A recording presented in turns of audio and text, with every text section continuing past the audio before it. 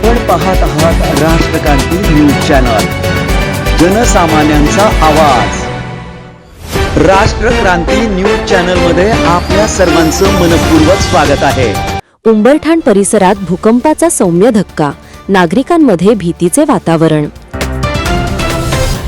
सुरगाणा तालुक्यातील उंबरठाण परिसरात आज शुक्रवार दिनांक 6 मार्च रोजी सकाळी 9:58 भूकंपाचा सौम्य धक्का जाणवला।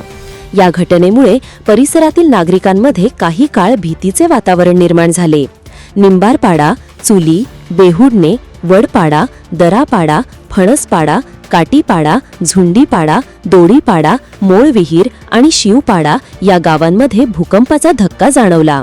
धक्का बसताच नागरिकांनी खबरदारीचा उपाय म्हणून घराबाहेर येत सुरक्षित ठिकाणी थांबणे पसंत केले।